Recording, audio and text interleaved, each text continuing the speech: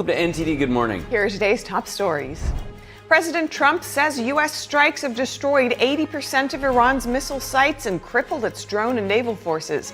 A new video shows strikes on Iranian missile launchers. President Trump warning the Iranian regime if they block the Strait of Hormuz, the U.S. will strike even harder. Plus, how the war is affecting the world's oil supply. New York City's mayor and police commissioner say an attack near Gracie Mansion Saturday is being treated as an act of terrorism. 2 individuals in custody are facing federal charges. And President Trump is ramping up pressure to enforce voter ID, vowing to stall any bills from becoming law until it's approved by Congress.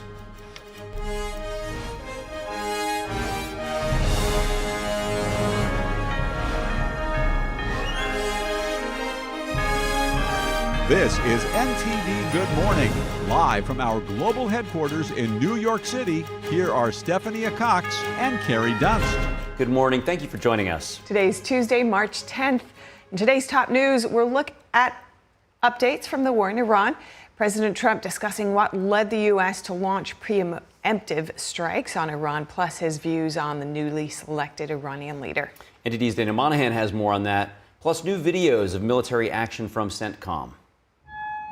President Trump says he acted based upon information and belief that Iran would have taken over the Middle East if he hadn't acted. But they were going to hit them. If I didn't hit them first, they were going to hit our allies first. Trump says Operation Midnight Hammer last year, targeting Iran's nuclear program, prevented what he called a major catastrophe. You know, if we didn't do that B-2 attack, Israel would have been wiped out. They would have had a nuclear weapon within 2 weeks after that.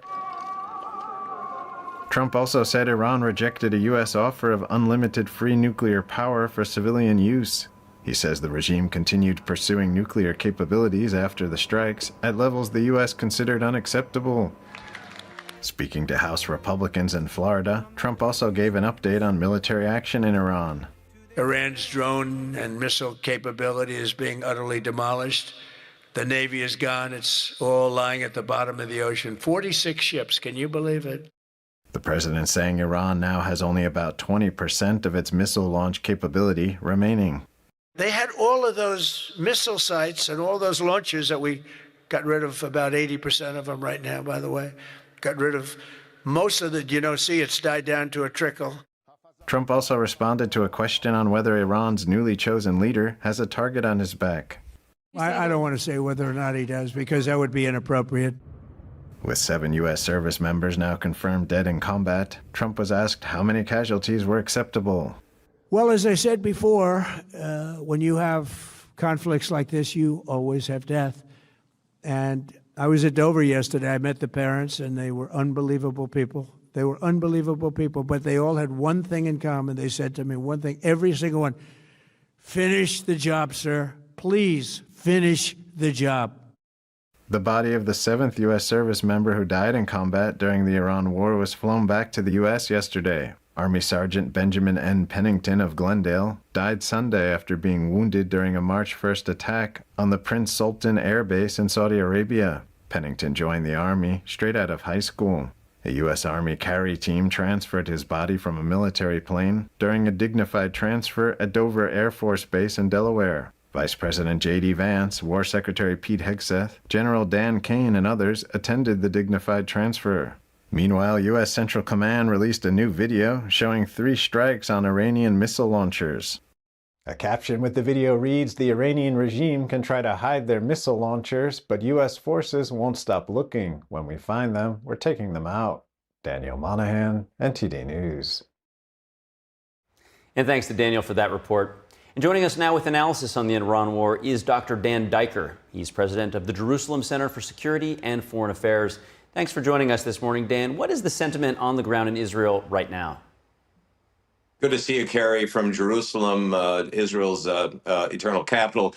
The sentiment in Israel is one of resilience, determination, and focus to back Prime Minister Netanyahu and the great Israel Defense Forces together with our extraordinary ally, the United States, in ending the 47-year rule of the world's most dangerous regime, seeking the world's most dangerous weapons.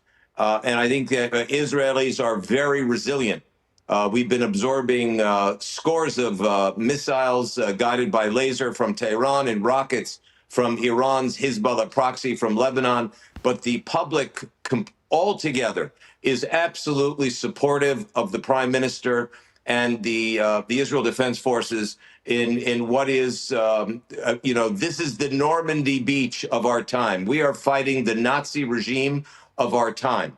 It is really a great credit to President Trump. I think the world owes him a great debt of gratitude for the type of strategic clarity the president has in working with Prime Minister Netanyahu in ending this horrific regime that has taken the lives of 50,000 of its own people, wounded 500,000, and is determined to use nuclear weapons against the United States and against Israel. And as the president said last night, Carrie, as you folks played in the opening of the segment, it was the Iranian regime itself that said that they were within weeks of having a nuclear device. That's true, Dan. And it appears from what we can see that the large majority of the Iranian military capacity has been already taken out, though, as you point out, missiles are still being fired. I want to get your view on the appointment of Khamenei's son as the new supreme leader. Well, first of all, thanks for that question, because it's a key question. The president was asked last night if Khamenei's son, Mojtaba, has a target on his back. And I would say the entire Iranian regime, the Islamic Republic, has a target on its back. It's not just the Khamenei's son. I would assess, as the president noted last night, that he was, quote unquote, disappointed with the regime's choice of in their defiance of the United States that they chose Khamenei's son. We are quite confident here in Jerusalem, having spoken to people in the security echelons, that the former supreme leader's son is wounded, and that he is not really functioning. But they wanted to announce his appointment as an act of defiance against the United States, as an act of continuation. But I would assess that if he's not able to carry out any functions, he certainly will not be able to, because both Israel and the United States will continue to eliminate the leaders of this death. It's a death cult. This regime is a messianic, radical death cult that will.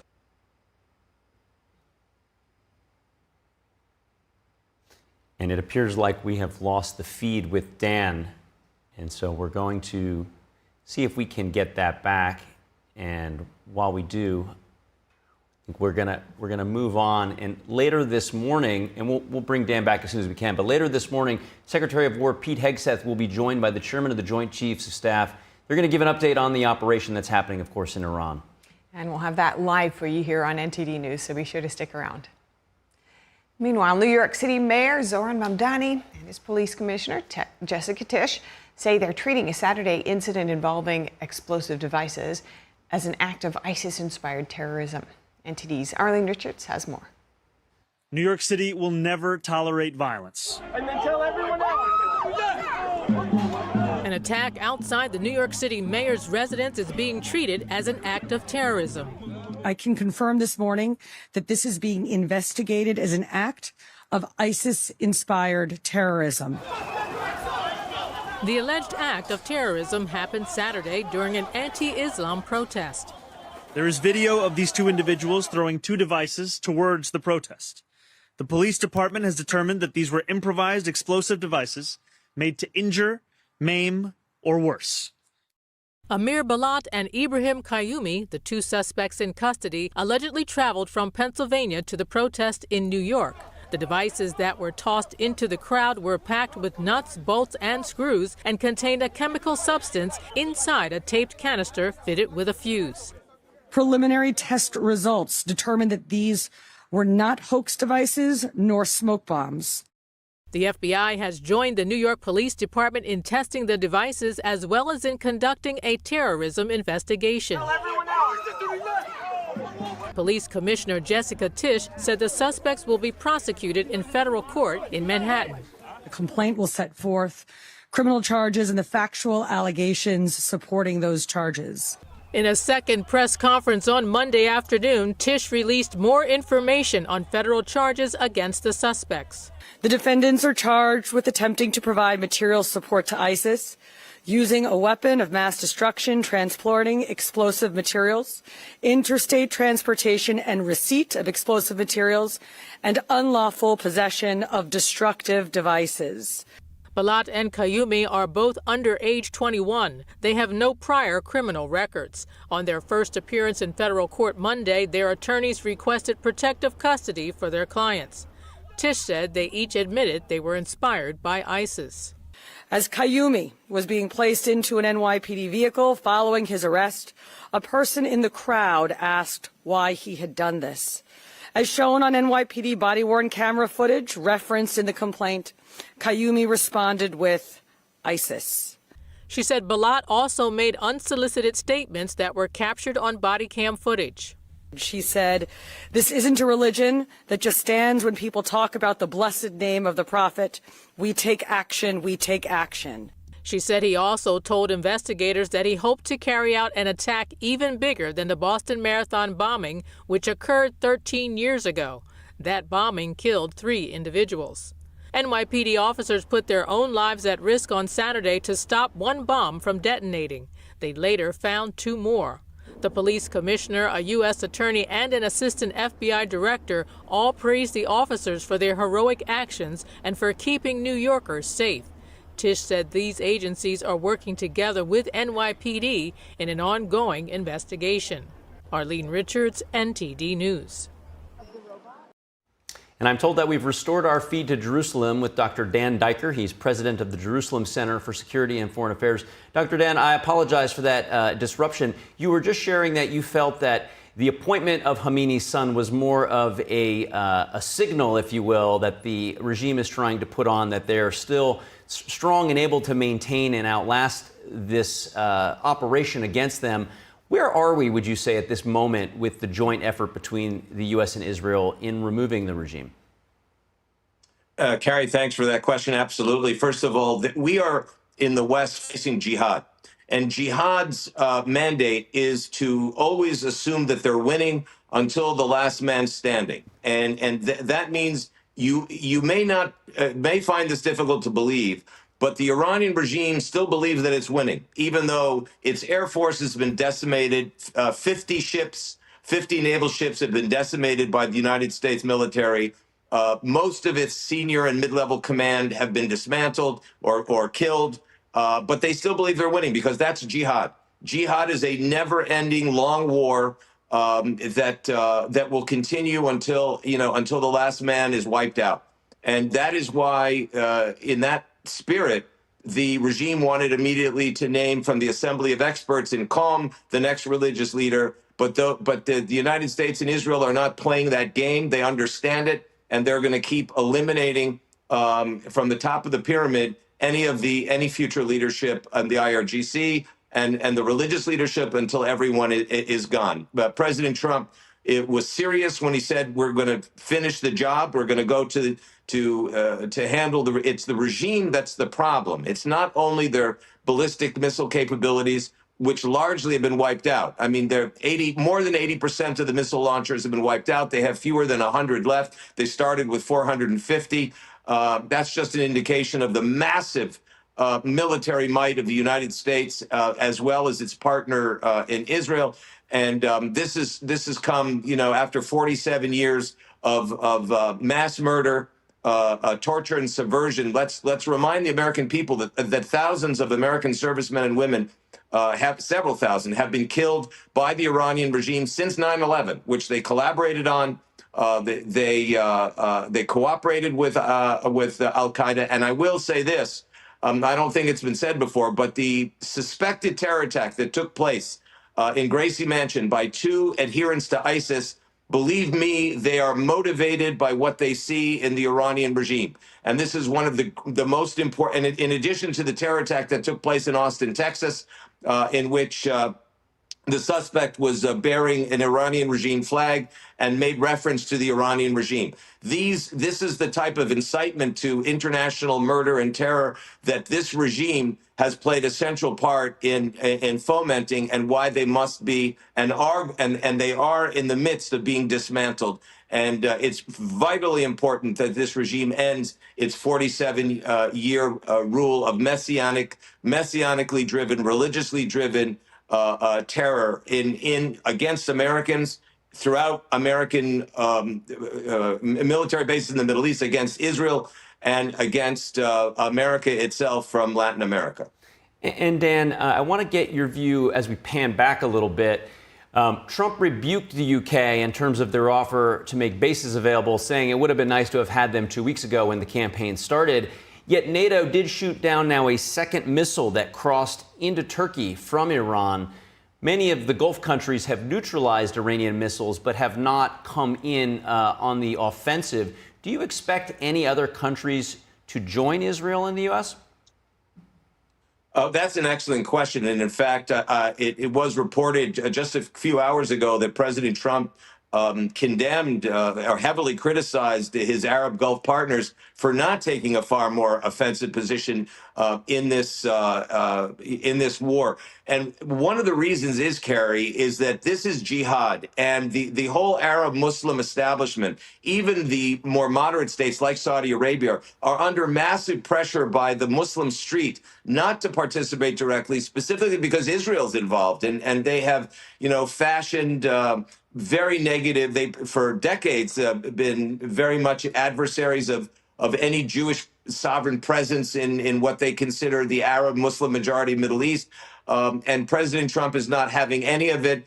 President Trump's compliment of Israel is that Israel is a country that knows how to defend itself, and he has leveled criticism both on Europe and on his Arab partners in the Middle East, because he says they have to do a lot better at carrying their own weight from a military defense and offense point of view, and they haven't yet stepped up to the plate. That's what he meant when he criticized Prime Minister Starmer. The Brits have been all too hesitant. Well, let's bear in mind, the Iranian regime has attempted to assassinate scores of Brits in the last 2.5 years alone. But having been in the House of Commons myself with members of the Iranian opposition, I've heard officials from the UK say they prefer to maintain diplomatic relations with the Iranian regime as opposed to taking offensive positions against them. Go and figure. But I will say that President Trump has set a new standard for strategic clarity for the Western alliance that will serve as an example for years to come.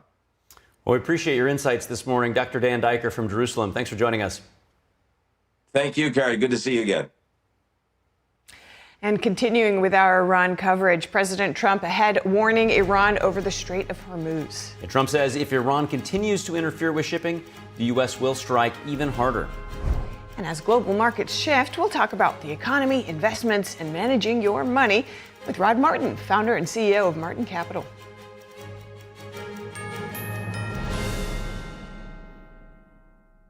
Introducing the Quest-Wise Soothing Herbal Eye Patches.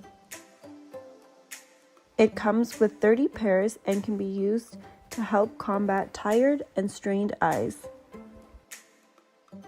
The natural herbal formula provides a cooling, minty, and refreshing effect that stimulates natural tears and awakens your tired eyes. Placing the eye patches around your eyes helps to reduce dryness and massages acupuncture points. They can be worn while reading, studying, using electronics, and provide hours of long-lasting relief.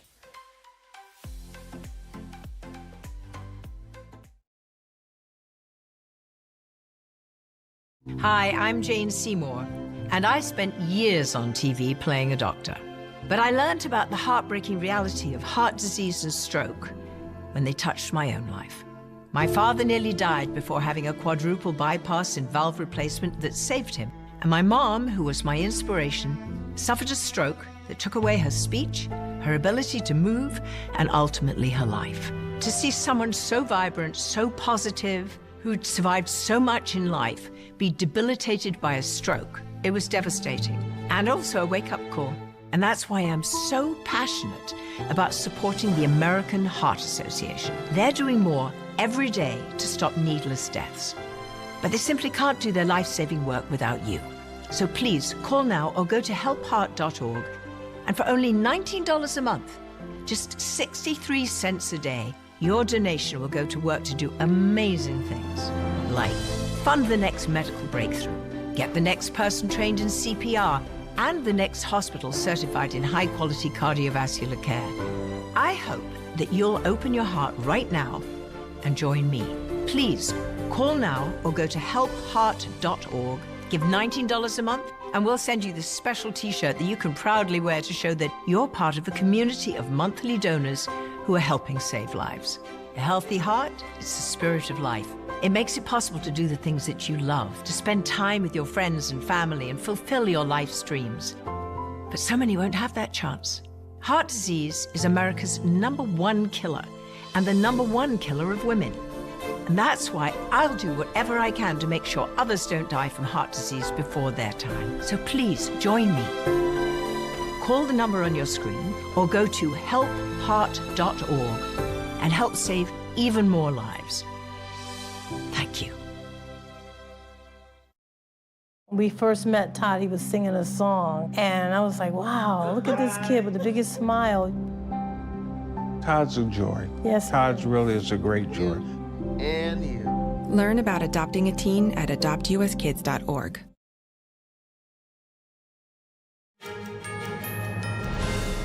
Welcome back. The Iran war is having a major effect on the world's supply of oil. Yeah, President Trump is warning Iran not to block oil shipments that will pass through the Strait of Hormuz or risk being struck even harder. Here's more on that. President Trump is warning Iran not to interfere with global oil shipments through the Strait of Hormuz as the Iran war continues. Trump telling the press yesterday the U.S. will respond forcefully if Tehran tries to block the key shipping route. And I will not allow a terrorist regime to hold the world hostage and attempt to stop the globe's oil supply. And if Iran does anything to do that, they'll get hit at a much, much harder level. Trump later saying on Truth Social, the U.S. will hit Iran 20 times harder than they have so far. The Strait of Hormuz is one of the most important choke points in the world. Located between Iran and Oman, the narrow waterway connects major Gulf oil producers to global markets. About a fifth of the world's total oil passes through the strait. The conflict has already disrupted shipping traffic and driven energy prices higher. Following Trump's comments that the war would end soon, oil prices plunging as much as 10% today. The Trump administration is also taking steps to stabilize energy markets, the president saying he plans to lift sanctions on some countries. We're also waiving certain oil-related sanctions to reduce prices. So we have sanctions on some countries. We're going to take those sanctions off till this straightens out. He also said the U.S. could protect ships passing through the Strait of Hormuz. But when the time comes, the U.S. Navy and its partners will escort tankers through the strait if needed. I hope it's not going to be needed, but if it's needed, we'll escort them right through. Trump also says the United States is increasing oil cooperation with Venezuela. The relationship is extraordinary with Venezuela, smart country.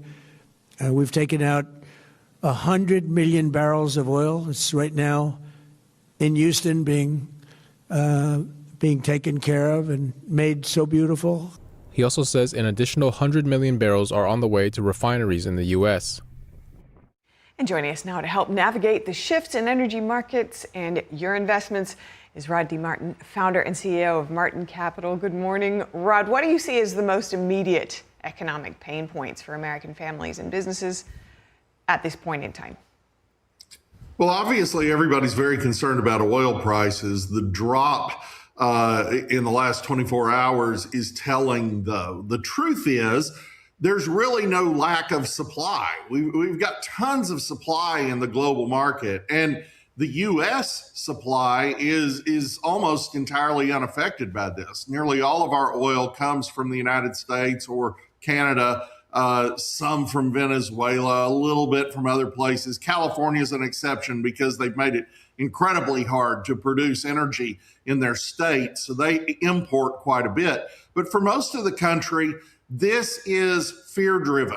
The price increases are driven by the concern on the part of markets that somehow Iran is going to close the Strait of Hormuz, which seems virtually impossible, considering that we've basically sunk their navy and have complete air dominance over the country, but also by the insurance angle. And we saw that last week when Lloyd's of London, which underwrites most maritime shipping in the world, just abruptly hiked prices and then started canceling contracts. And the president acted aggressively on that and started offering maritime insurance through the United States Development Finance Corporation.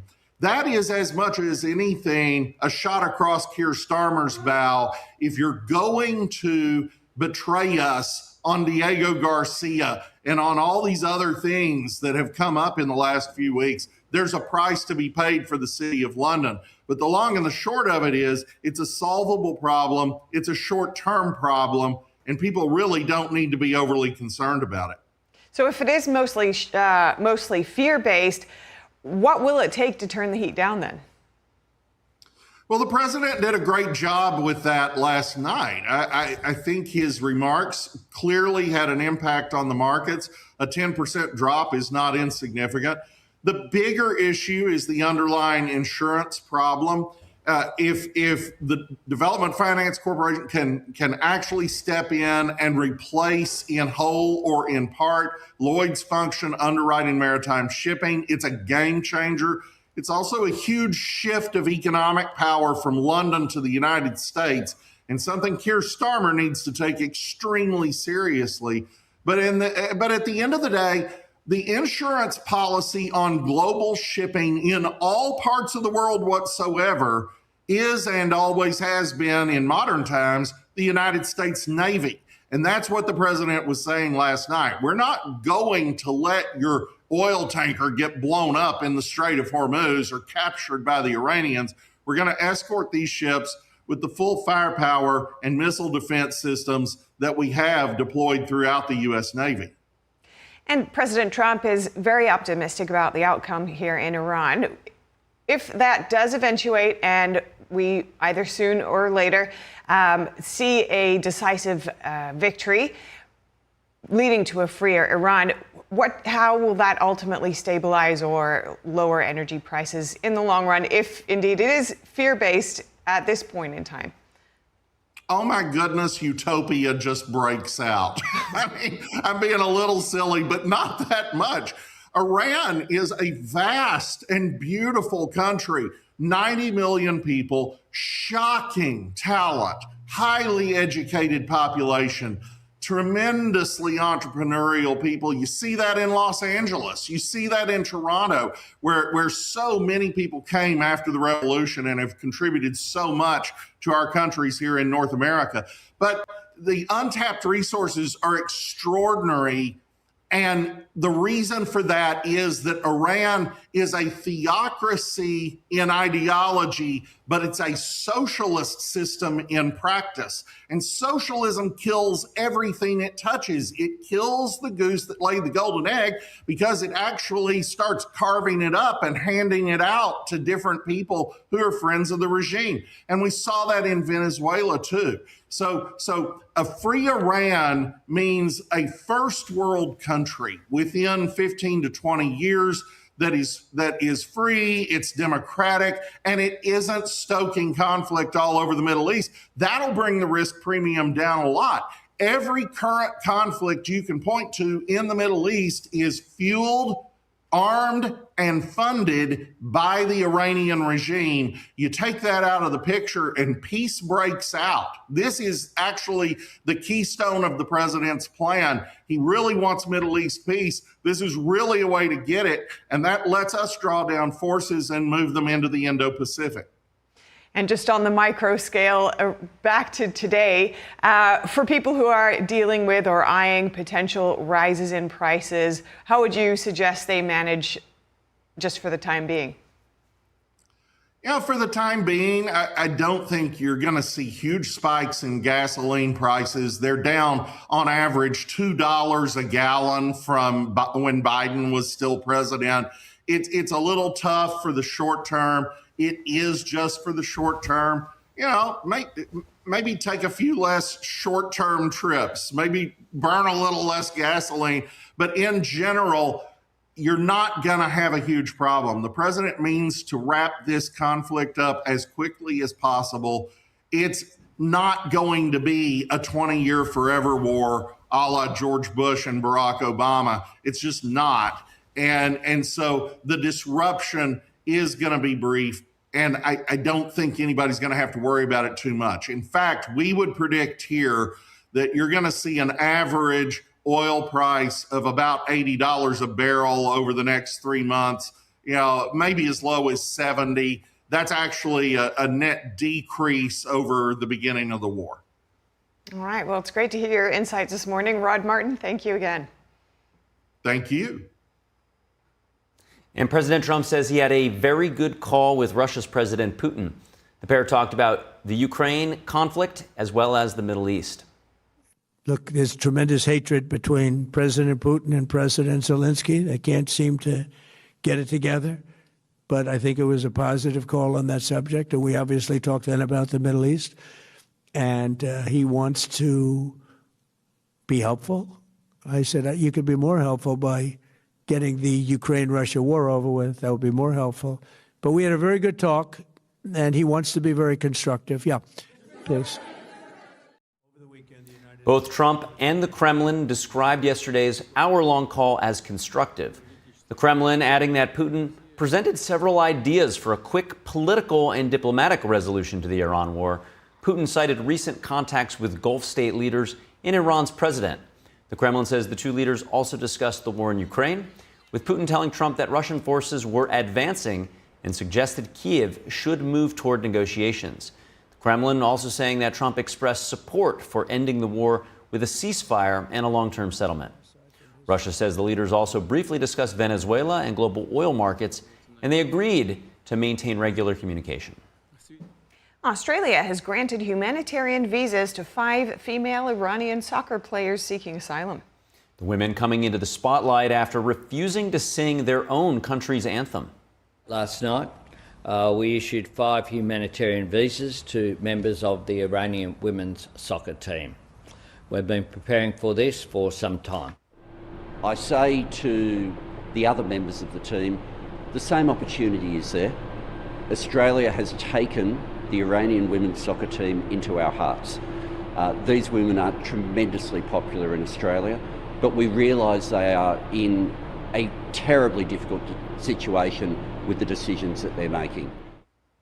The Iranian women's team were in Australia for the Asia Cup. They sought asylum, fearing persecution on their return home for refusing to sing their national anthem at the match. Australian Home Minister Tony Burke said today the government had been in secret talks with the players and said fleeing was a difficult decision for them. Australian police say the women were transported to an undisclosed safe location. President Trump reacted to the news, saying on Truth Social, Australia's Prime Minister was doing a very good job with a delicate situation. And coming up, more severe weather in store for the South and Midwest. It comes as Michigan and Oklahoma are recovering from devastating tornadoes. Meanwhile, TSA employees have almost gone a month without pay now, with long security checkpoint lines beginning to form at many major airports. We'll have that and more.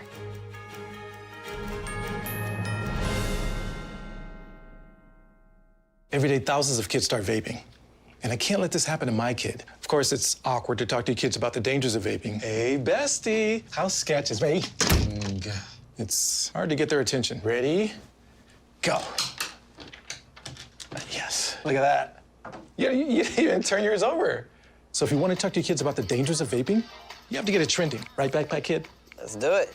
First, invite your kid to do the vape talk. Let's try this. All right. Why is he here? Yeah, I gotta get it trending, honey. Come on. To the left. To the right. Let's go.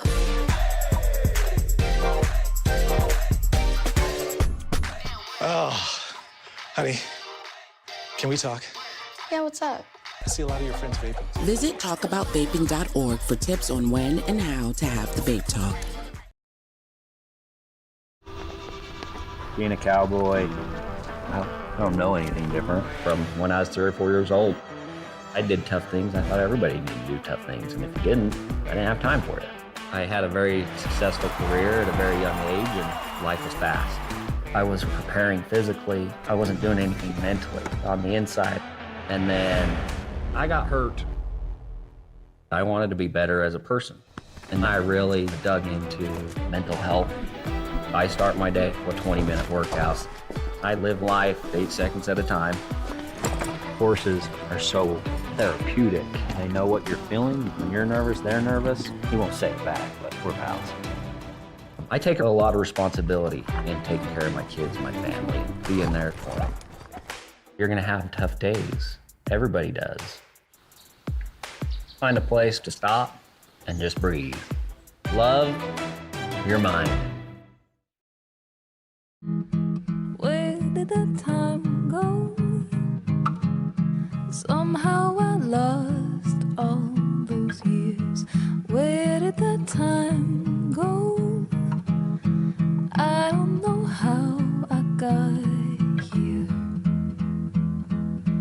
Or how did I get here?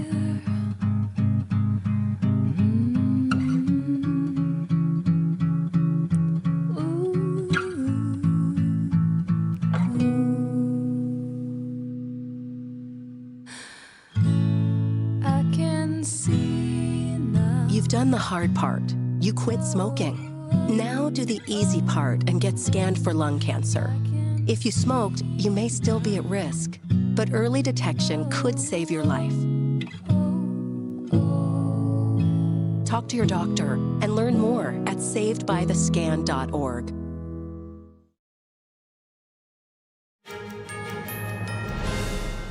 Welcome back to NTD Good Morning. I'm Kerry Dunst. If you're just joining us now, here's some of today's top headlines. President Trump says U.S. strikes have destroyed 80% of Iran's missile sites, and it's crippled its drone and naval forces. A new video from Central Command shows missile launchers being targeted. Trump stressed the strikes were needed to protect U.S. allies. The president declined to say whether Iran's newly appointed leader is a target, calling any comment inappropriate. And President Trump is warning Iran not to block oil shipments through the Strait of Hormuz. Trump says if Tehran interferes with the key shipping route, that the U.S. will respond with much stronger force. Oil prices falling today after Trump suggested the war could end soon. Trump says the U.S. may lift some oil-related sanctions to stabilize the markets. And an attack outside the New York City mayor's residence is being treated as an act of terrorism. The FBI has joined the investigation into what the NYPD is calling an ISIS-inspired act. The incident happened on Saturday during a protest when 2 suspects tossed a homemade explosive into the crowd. Fortunately, the device did not detonate. Officials say the suspects are being charged with attempting to provide material support to ISIS, using a weapon of mass destruction, and several others charges related to the explosives. Those are this morning's top headlines. With that, Steph, over to you. Thank you, Carrie. And the Trump administration has designated Afghanistan as a state sponsor of wrongful detention. It comes amid concerns that Americans are being detained there to gain concessions. Secretary of State Marco Rubio saying the Taliban is using kidnapping as a tactic. Rubio says Americans should not travel to Afghanistan due to the risk of a detention. Secretary calling on the Taliban to release Americans believed to be held in the country. Afghanistan joins Iran on a list of countries singled out by the U.S. in the past 2 weeks for detaining Americans in hopes of extracting policy concessions. And a group of Senate Democrats is threatening to shut down Senate business. They're demanding that Secretary of State Marco Rubio, Secretary of War Pete Hegseth, and other senior officials testify on the Iran war. Senators, including Cory Booker, Chris Murphy, and Tammy Duckworth, say hearings are needed to answer questions on the war's cost, duration, rules of engagement, and civilian casualties. Democrats plan to force repeated votes on resolutions to halt U.S. military action using the War Powers Act. Senate Republicans are pushing back, however. Senator Katie Britt, she criticized Democrats for playing, quote, political games amid the ongoing DHS shutdown. Britt cited growing airport delays and unpaid staff. Britt called on Democrats to stop blocking negotiations and to focus on national security. Meanwhile, President Trump says the shutdown is slowing down agencies that track threats, like whether Iran has activated sleeper cells in the country. And the Senate Armed Services Committee will hold a closed briefing this morning. They're going to discuss Operation Epic Fury, the U.S.-Israeli military campaign against Iran. Some passengers have been waiting as long as 3 hours to get through security at some airports. Meanwhile, New Orleans Airport and several others are saying it's due to TSA staffing shortages. Now, a partial government shutdown has been in effect for nearly a month now, and the White House says thousands of government workers, including TSA employees, aren't getting paid. NTD correspondent Jason Blair has more on that. Long security checkpoint lines have been spotted at many major airports around the country. This includes Houston, New Orleans, and Atlanta.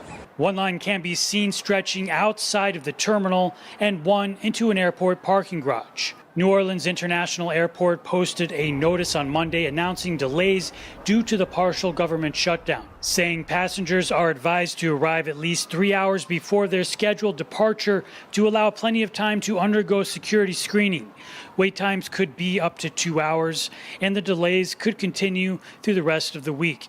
And Atlanta Airport also posted that it's experiencing, quote, extended wait times at TSA security checkpoints. A partial government shutdown has been ongoing. Many employees at the Department of Homeland Security have been working without pay, and this includes TSA employees. Last month, the TSA administrator told Congress that absences are common during shutdowns. Which means folks calling out because they could not afford to show up to work. And what we have to do in those instances is to start kind of consolidating and collapsing some of our operations, which means that not all of our lanes are open, and that does lead to longer wait times. In order to get the DHS running at full capacity again, both the House and Senate need to reach a funding agreement. The White House announcing on Monday that over 100,000 workers are going without pay during the partial government shutdown. The statement says now, as TSA workers work without paychecks for the third time in nearly 6 months, crippling staffing shortages and hours-long security lines are gripping airports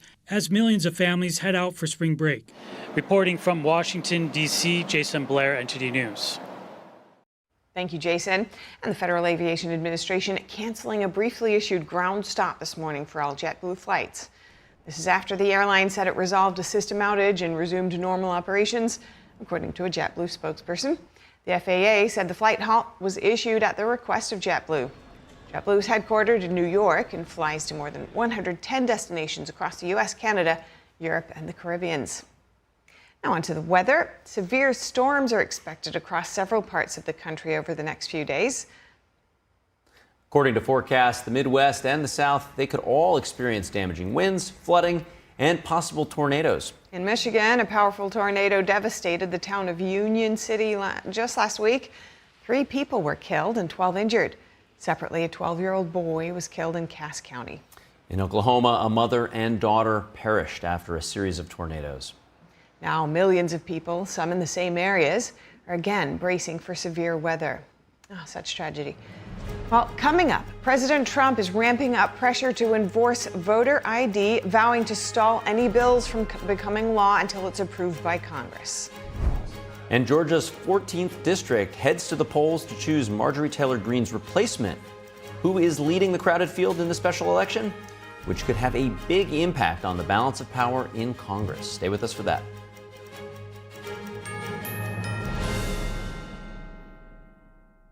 Hi, I'm Susan Lucci. You may know me from my many years on television. I never thought about heart disease until I had my own heart event. I felt this slight pressure on my chest, just slight. I thought, oh, it's nothing, it'll go away. I didn't get it. I did not get it.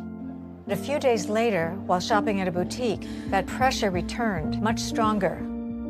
It felt like an elephant pressing on my chest. I had a 90% blockage in my main artery and a 75% blockage in the adjacent artery. I was rushed into surgery where I received 2 stents in my arteries. Stents developed through research funded by the American Heart Association.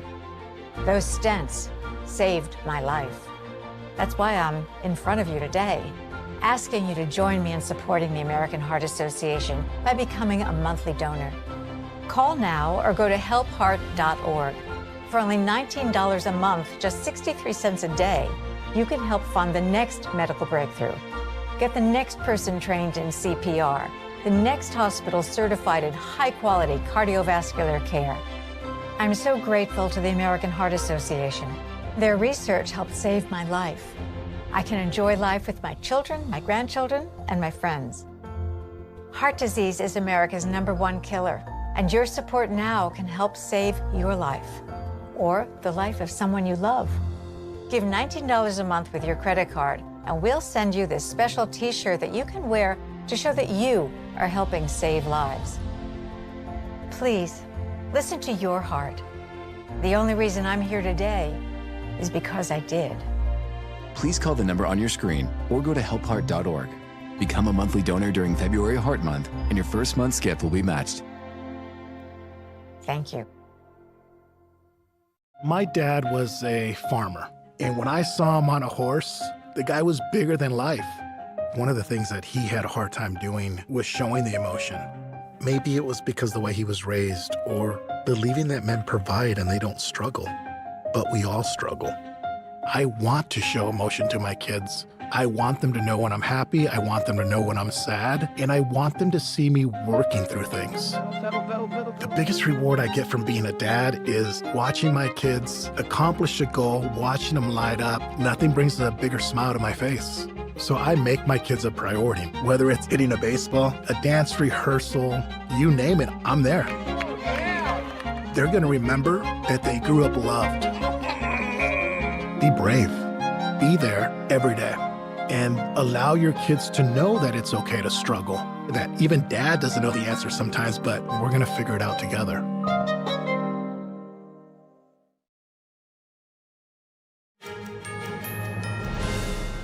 Welcome back. Later this morning, Secretary of War Pete Hegseth will be joined by the chairman of the Joint Chiefs of Staff to give an update on the operation in Iran. We're going to have that live for you here on NTD, so be sure to stick around for that. And President Trump is ramping up pressure on congressional Republicans to approve changes to voter ID requirements. He vowed to stop signing other bills into law until it's done. Senate Leader John Thune is unclear how to move the bill forward amid the opposition. NTD's Melina Weiskup joins us to break it down. Melina, good morning. What can you tell us about this push for voter ID? Hey, good morning, Steph. So the Save America Act would require a proof of citizenship to register to vote and a photo ID when voting in person. It's an issue that Republicans have repeatedly said is popular among voters from both sides of the aisle. Here's how House Speaker Mike Johnson described it when it passed the House.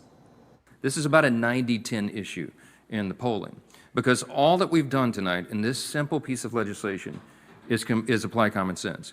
All this Save America Act does is it enhances the SAVE Act, which you've already passed twice before, which says that you have to have proof of citizenship before you register to vote in federal elections. Now, President Trump insisted that this is the top priority for him, and it should be for lawmakers, since he says he's certain if it's passed, it would secure the midterms for Republicans. Now, the president at the Issues Conference just yesterday doubled down on a previous vow to not approve any other bills until this becomes law. Here's Trump. Let's go for the gold, and let's just not accept anything else. I'll tell you what, I'm willing to just sort of say I'm not going to sign anything until this is approved. I really am, but that's how bad it is. If you don't get it, big trouble, my opinion. If you get this, your midterms, and they know it. For two reasons. Number one, they won't be able to cheat. And number two, the people are demanding it. And Steph, he wants to pass this with a couple of other issues, a measure that would make it illegal for men to join women's sports. He wants to add that onto this agenda, as well as a measure to stop what he described as transgender mutilation surgery for children. Steph? So, Melina, the Save America Act already passed the House a month ago, but it's been stalled in the Senate for quite some time. What's the holdup, and is there a path forward? Well, theoretically, there is a path forward despite the Democrat opposition, which has so far what caused the bill to stall in the Senate. But it could get tricky because it would force senators to use the floor in a way that they don't usually conduct business. It would either require senators to nuke the 60-vote filibuster, which is what requires Democrat support for most legislation in the current makeup of the Senate. But this is unlikely to get the Republican support needed, and that's why Senate Majority Leader John Thune said this is simply not an option. Here's Thune. there aren't anywhere close to the votes, not even close, to nuking the filibuster. And so that idea is something, although it continues to be put out there, is something that doesn't have a future. So is there another way of getting there? We'll see. But there is another way to do this that's been pushed by President Trump as well as several senators. Senator Mike Lee is actually the leading force here. He's pushing for something called a talking filibuster. That would look like unlimited floor debate instead of the usual 30-hour debate window that's provided for most legislation. So it would require Democrats to hold the floor for as long as it takes for debate to wind down before a vote. If Republicans are able to outlast Democrats with that floor debate, they would be able to pass this with a simple majority without any Democrat support. This idea has gotten a lot of steam online, but Senate Majority Leader John Thune just yesterday dismissed the online push as a product of a paid influencer ecosystem. Senator Mike Lee last night pushed back on that idea. Over the last few months, tens of millions of Americans have jumped on the cause of supporting the Save America Act and using the talking filibuster to advance it. I regret that some in Washington tonight are dismissing all those who feel this way and who have weighed in as somehow paid influencers or the product of paid influencers. This is wrong. Senate Leader John Thune insists that the result of a talking filibuster would be unclear, but he says he's still working with the conference on how to move forward here. Steph. All right, Melina Weiss-Cup, thank you so much for the update. Yeah, it seems like getting the TSA opening at the airport's very much something that all people want to see, but also voter ID seems like something that Trump's not going to relent on. So we'll have to see what happens. We sure will. And as House Republicans begin their annual policy retreat in Florida, one of their biggest questions is, will the GOP push a second reconciliation bill? NTD's Chris Bobb has more on that. To develop this policy framework that would address affordability in health care to housing to electricity and gas prices. House Republicans are convening in Doral, Florida this week for their annual policy retreat. With a razor-thin margin and looming midterm elections, party leaders are weighing their next move, a potential second reconciliation bill aimed at affordability and codifying President Trump's agenda. The idea, nicknamed Reconciliation 2.0, was first outlined by conservatives earlier this year as a way to target rising costs for American families. Right here is the framework for what we're calling the Make American Dream Affordable Again, Reconciliation 2.0 plan. An earlier framework released by the Republican Study Committee proposes a range of policies, including reforms to health care programs and energy regulations. There are also incentives for first-time homebuyers. If you talk to anyone under the age of 40, they will tell you it is virtually impossible. You can't get in to even tour a home before it's snapped up by someone else, probably a little bit older, or a corporation that's buying in cash. So today, we are including the Nest Act. First-time homebuyers would be allowed to save for their down payment tax-free. Republican leaders say putting these items in a reconciliation bill could allow them to pass legislation in the Senate with a simple majority, bypassing the 60-vote threshold required for most bills. As you know, that's the only way to get around the necessary threshold of 60 votes in the Senate. So we're working right now very methodically, carefully to determine what of our priorities we can squeeze into a second reconciliation bill. The GOP retreat continues through Wednesday. Reporting from Washington, D.C., Chris Bobb, NTD News. Thank you, Chris. And voters in Georgia's 14th congressional district are heading to the polls today to choose a replacement for Marjorie Taylor Greene. Now, the race could affect the balance of power in the House of Representatives. A large field of candidates is competing in the special election, down from 22 to 17. All candidates appearing on the same ballot regardless of party affiliation. And among the leading Republican contenders is State District Attorney Clay Fuller. He's endorsed by President Trump. Among the Democrats is retired Army Brigadier General Sean Harris, who ran against Greene in 2024. Now, if no candidate should win a majority, then the top two finishers will advance to another vote, which will happen next month. Greene resigned from her seat in January following a very public fallout with President Trump. And as America looks ahead to its 250th birthday, officials in Washington, D.C. unveil a special race course for the first ever IndyCar Freedom 250 Grand Prix racing event. That should be a gas, I would expect. Now, the event will be on August 23rd, and it's going to feature 1.7 miles of track and 7 turns around those iconic landmarks in D.C. When we think about America's 250 years, it's really hard to think about anything that's more American than cars.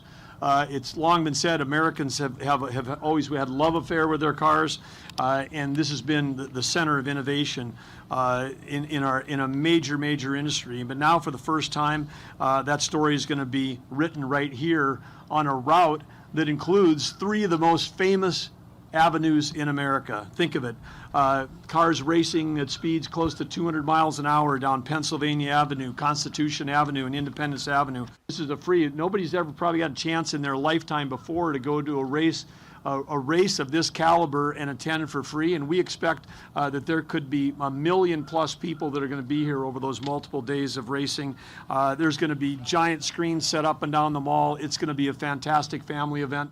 And I'm looking forward to it. 190 miles an hour. Last time we did this, 1801, we had horses race in the Capitol. Next time we do it, we're doing 190, 185, whatever miles an hour, starting right behind us. We're going to start a race in the Capitol right behind us. Is going to be so cool. So I'm looking forward to it. God bless. Freedom Revs.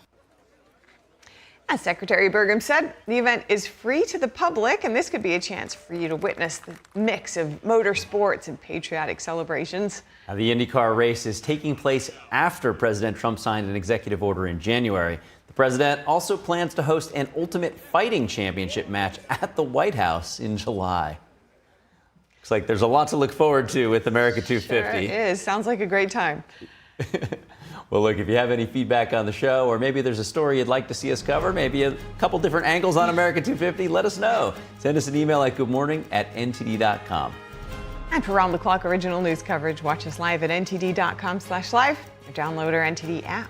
I'm Stephanie Cox. I'm Carrie Dunst. We'll see you soon.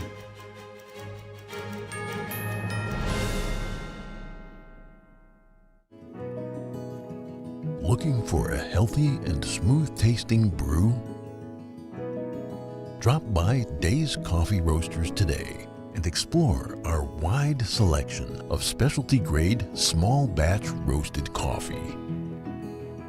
Home to North America's first enzyme fermented coffee, we source a wide selection of specialty-grade coffee beans from around the world, and our baristas are ready to craft your customized brew. Visit Days Coffee at 28 North Street, Middletown, New York. Come experience a brew like no other. I go by Jackie. I'm 44 years old. I had 3 kids at the time and single mother. I was working 60 hours a week. Still couldn't pay the bills. Skipped meals so that they could eat. It's been hard because one thing falls into place, 10 things fall out of place. You know, I just can't do this alone and make it work. 1 in 5 children face hunger in America, and food costs are rising. But everyone needs nourishing food to thrive, and they can when we work together so our neighbors can feed their families. Call or go online right now to join Feeding America with your gift of just $19 a month, only 63 cents a day.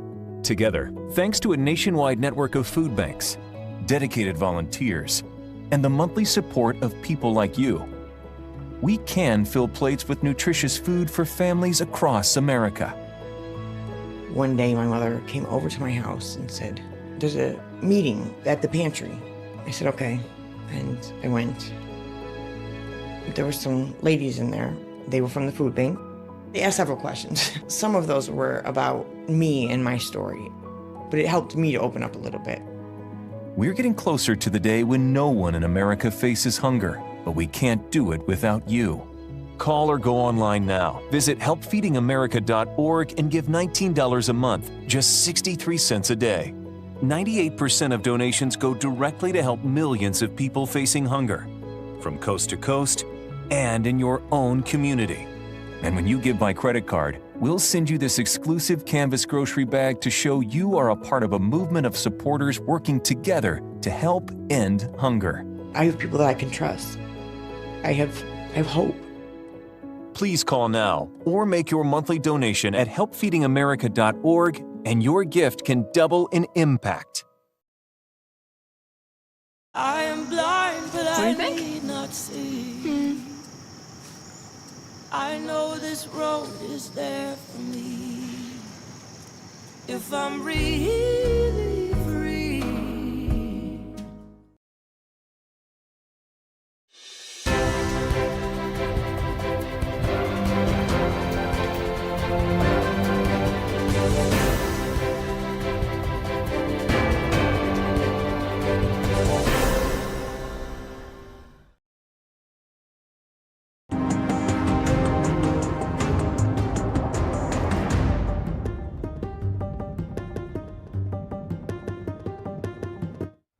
Welcome to NTD Good Morning. Here are today's top stories.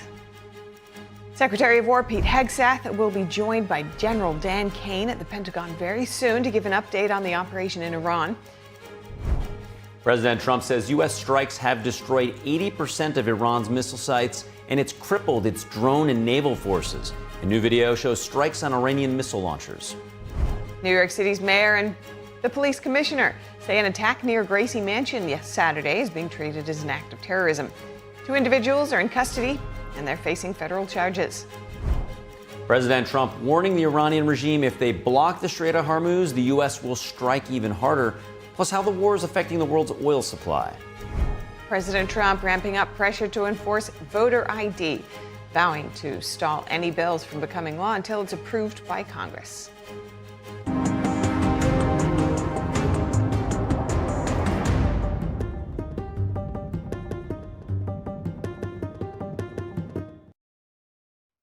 Good morning. Thank you for joining us. Today's Tuesday, March 10th, and we're starting with updates from the war in Iran. President Trump discussing what led the U.S. to launch preemptive strikes on Iran, plus his views of the newly selected Iranian leader. NTD's Daniel Monahan has more on that, plus new videos of military action from CENTCOM. On Iran, you called it an excursion. You said it would be over soon. Are you thinking this week it will be over? No, Are you talking but soon. about days? I think soon. Okay, and with respect Very to... soon. Look, everything they have is gone, including their leadership. In fact, there are 2 levels of leadership, and even actually, as it turns out, more than that. But 2 levels of leadership are gone. President Trump says he acted based upon information and belief that Iran would have taken over the Middle East if he hadn't acted. But they were going to hit them. If I didn't hit them first, they were going to hit our allies first. Trump says Operation Midnight Hammer last year, targeting Iran's nuclear program, prevented what he called a major catastrophe. You know, if we didn't do that B-2 attack, Israel would have been wiped out. They would have had a nuclear weapon within 2 weeks after that. Trump also said Iran rejected a U.S. offer of unlimited free nuclear power for civilian use. He says the regime continued pursuing nuclear capabilities after the strikes at levels the U.S. considered unacceptable. Speaking to House Republicans in Florida, Trump also gave an update on military action in Iran. Iran's drone and missile capability is being utterly demolished. The Navy is gone. It's all lying at the bottom of the ocean. 46 ships. Can you believe it? The president saying Iran now has only about 20% of its missile launch capability remaining. They had all of those missile sites and all those launchers that we got rid of, about 80% of them right now, by the way. Got rid of most of it. You don't see it's died down to a trickle. Trump also responded to a question on whether Iran's newly chosen leader has a target on his back. I don't want to say whether or not he does, because that would be inappropriate. With 7 U.S. service members now. And we're going to cut that package off. We're going to go live. Secretary Pete Hegseth is giving an update at the Pentagon. It hits home. Our generation understands this fight. For 47 years, these barbaric savages in the Iranian regime have murdered our brothers in arms, my guys, your guys, our guys, through their terrorist proxies and cowardly attacks.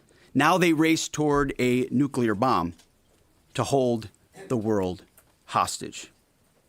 The Iranians have targeted and killed thousands of my American brothers. That race to a nuclear bomb, President Trump will never allow it. Not now, not ever, not on our watch. The mullahs are desperate and scrambling. Like the terrorist cowards they are, they fire missiles from schools and hospitals, deliberately targeting innocents, because they know their military is being systematically degraded and annihilated. Iran's neighbors, and in some cases, former allies in the Gulf, they've abandoned them. And their proxies, Hezbollah, the Houthis, and Hamas, either broken, ineffective, or on the sidelines. Iran stands alone, and they are badly losing. On day 10 of Operation Epic Fury, we are winning with an overwhelming and unrelenting focus on our objectives, which are the same as the day I gave my first briefing here on Operation Epic Fury. They're straightforward, and we are executing them with ruthless precision. One, destroy their missile stockpiles, their missile launchers, and their defense industrial base. Missiles and their ability to make them. Two, destroy their navy. And three, permanently deny Iran nuclear weapons forever.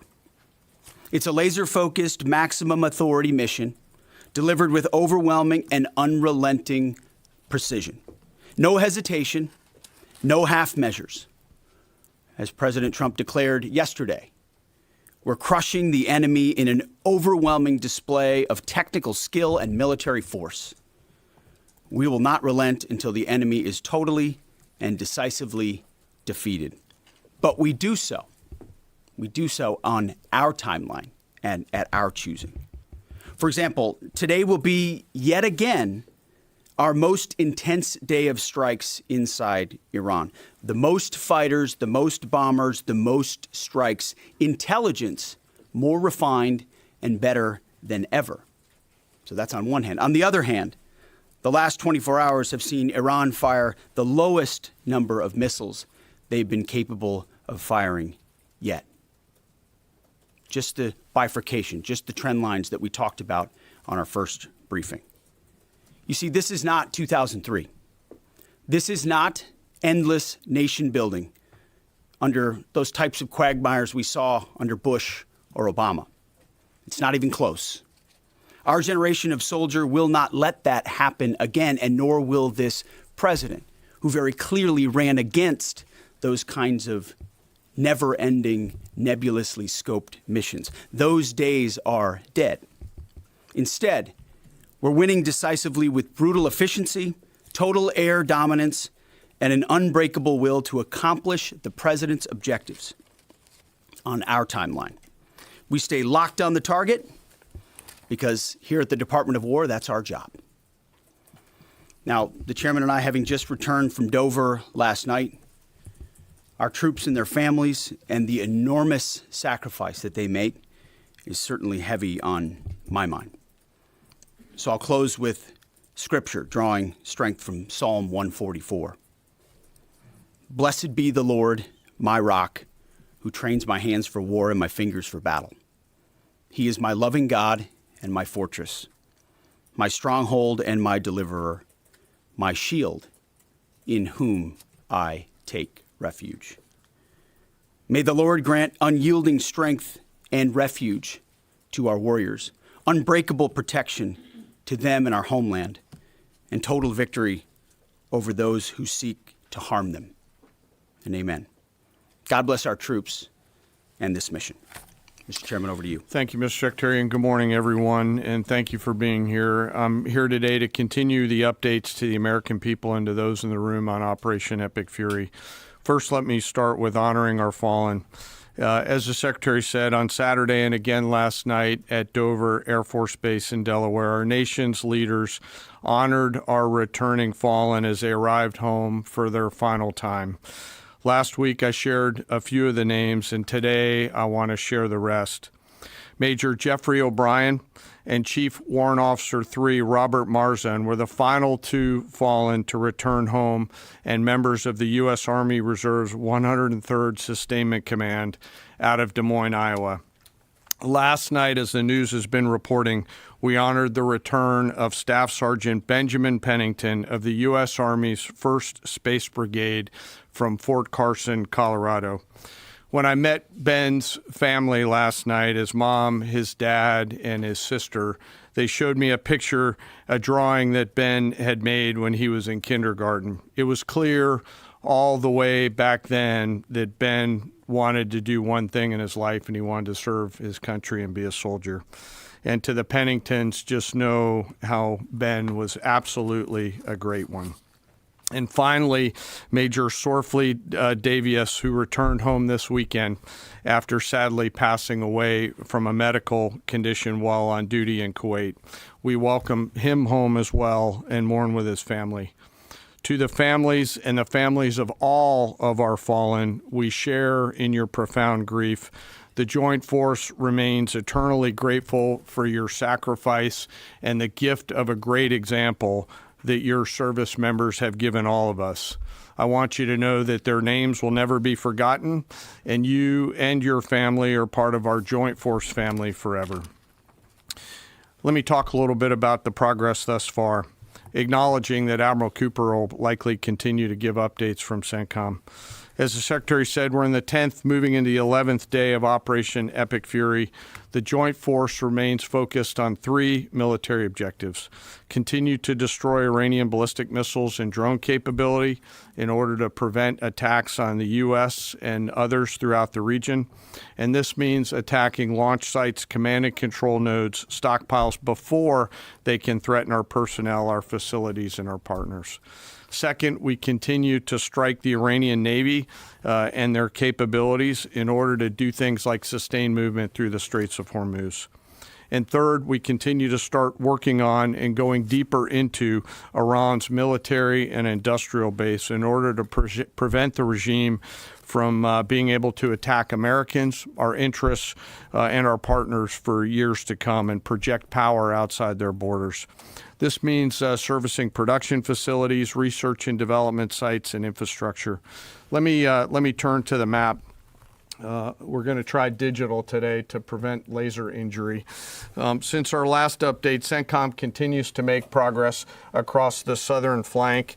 To date, they've struck more than 5,000 targets. U.S. Strategic Command bombers recently dropped dozens of 2,000-pound GPS penetrating weapons on deeply buried missile launchers across the southern flank. We also have struck several one-way drone factories to get at the heart of their autonomous capability. And of course, alongside our regional partners along the southern flank, continue to execute intercepts against one-way attack drones using fighters and attack helicopters. Our strikes mean we've made significant progress in reducing the number of missile and drone attacks out of Iran. Ballistic missile attacks continue to trend downward, 90% from where they've started, and one-way attack drones have decreased 83% since the beginning of the operation. A testament to our air defenders and our air defense systems, and as I said, our partners in the region continue to do great work as well. Second, we're making substantial progress towards destroying the Navy. In the first 10 days of the conflict, we're more than 50 Iranian naval ships into the campaign using a combination of artillery, fighters, bombers, and sea-launched missiles. As Admiral Cooper noted last Thursday, we struck and sank an Iranian drone carrier ship, and U.S. CENTCOM continues today to hunt and strike mine-laying vessels and mine storage facilities. This work will continue. Third, against our objectives, we've begun to target Iran's military and industrial complex, again, focusing on centers of gravity to get upstream of the shooters out in the field in order to deny them the ability to continue to generate those one-way attack drones. Let me spend a minute talking about the Joint Force. Across the area of responsibility, this is gritty and tireless work, and I cannot begin to explain how incredibly proud I am of the extraordinary courage, tenacity, and grit and professionalism within the Joint Force. Last time I had a chance to talk about the Army's incredible logisticians who are out there sustaining the fight. Today I want to highlight a few groups of sailors. First, I want to thank the men and women of the Ford Carrier Strike Group and their families, and let all of them know how grateful I am for their leadership and service. The crews on board this strike group have already been endured months at sea only to get their deployment extended. These exceptional Americans, rogered up, all supported by their families, continue to stand the watch, taking the fight to the enemy over and over again, night after night. Aboard ships like the USS Ford and the Abraham Lincoln are a special group of sailors I want to highlight today.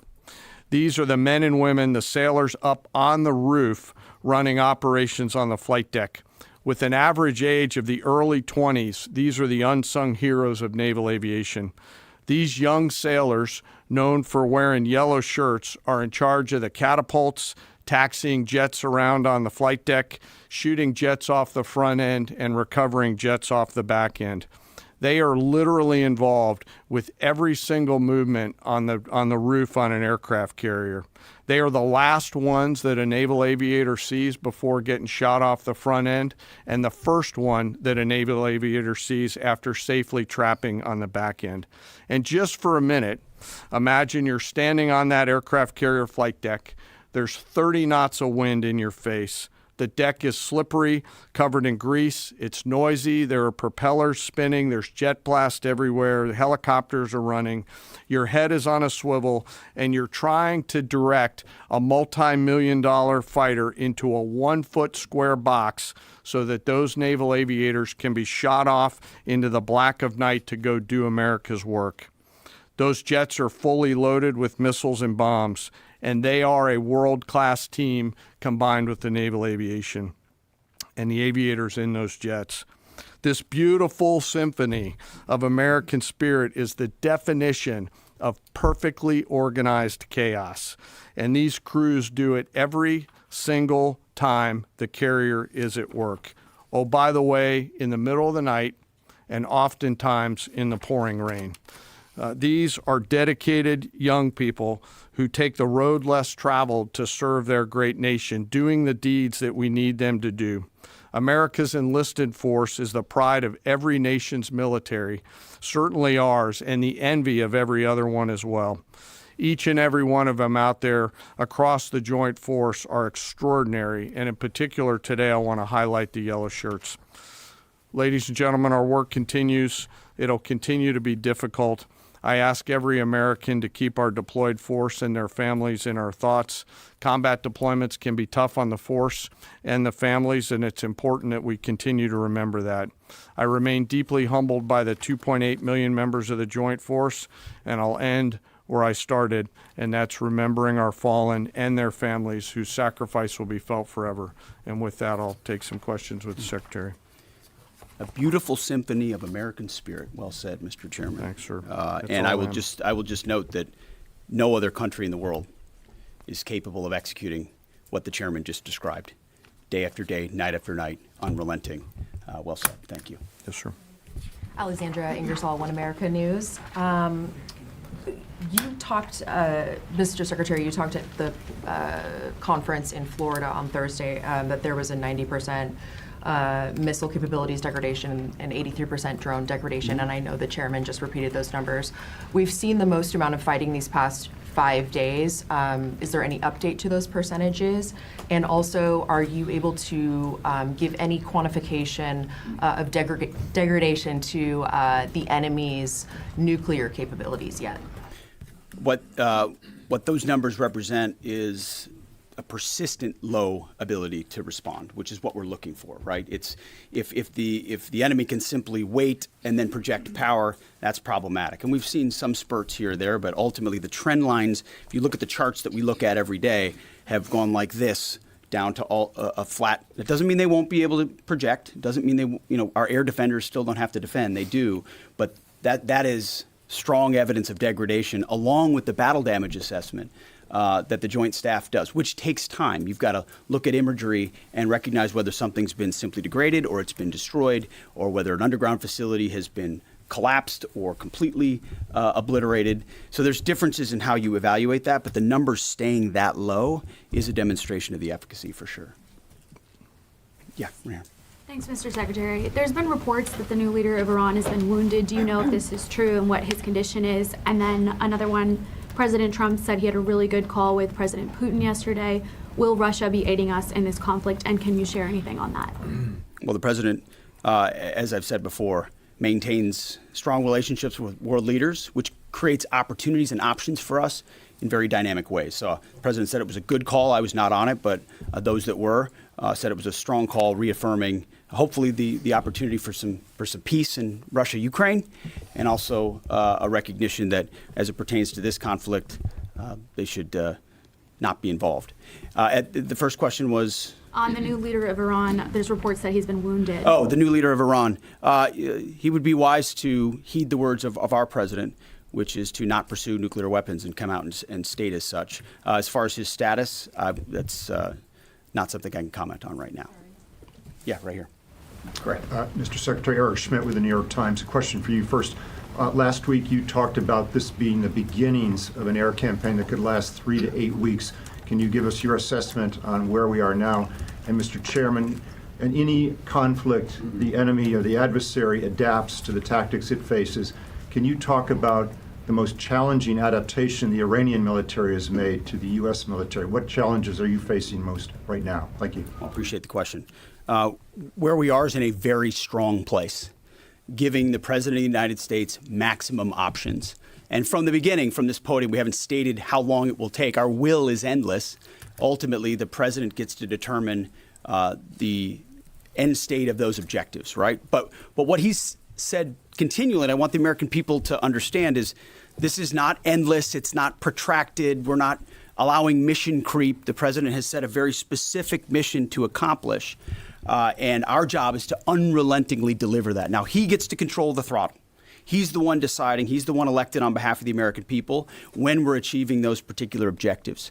And so it's not for me to posit whether it's the beginning, the middle, or the end. That's his, and he'll continue to communicate that. What we serve him as is we give him updates on a daily basis of exactly where we are so he can make that determination on the throttle. Mr. Chairman. Thank you for the question on adaptation. As you're right, no plan survives first contact with the enemy or Murphy. They're adapting, as are we. Of course, we have very entrepreneurial warfighters out there. I'd rather not, for operational security reasons, tell them what's working. So I'm going to not answer that question based on that. But we are watching what they're doing, and we are adapting faster than they are. Are they more formidable than you anticipated, General? I think they're fighting, and I respect that, but I don't think they're more formidable than what we thought. Secretary Eric, thank you. Jordan Conrad's from the Gateway Pundit. Axios reported, citing U.S. and Israeli sources, that the U.S. was not happy with strikes on 30 fuel depots in Iran. While this is anonymous sourcing, it seems kind of congruent with what President Trump said yesterday, that there's certain spots they don't want to hit relating to energy infrastructure that would take a long time to rebuild. And whether this reporting is true or not, what's your message to Americans, those who supported the president and those who aren't really in favor of this war and who worry that Israel might be taking advantage of the U.S.'s backing? And then for Mr. Chairman, for you, I wanted to ask, when you say that we're moving inland, what capabilities does Iran have to shoot down jets over their land? And would that trigger some kind of rescue operation that could risk a bigger ground operation? Well, I would just state by saying Israel's been a really strong partner in this effort. Where they have different objectives, they've pursued them. Ultimately, we've stayed focused on ours. But what Iran has felt is the power of the world's two most powerful air forces. In that particular case, those weren't our strikes or that objective, or that wasn't necessarily our objective. But the president has made it clear to those concerns that we're not getting pulled in any direction. We're leading. The president is leading. He's determining where we want to go, what the outcome will be, what the end state is, with a very keen eye. And I understand those concerns because I've heard from a lot of people who I went through 20 years of those wars myself. Worried about getting dragged in, worried about mission creep, worried about nation building or democracy expansion. That's never the perspective the president has pursued on this. Just because previous presidents and previous secretaries have decided to just pour more resources and more people in toward some unguided end state, doesn't mean that's the way the world needs to look today. In fact, the American people voted for a different approach. But what the president also stated from the beginning was Iran can't have a nuclear weapon.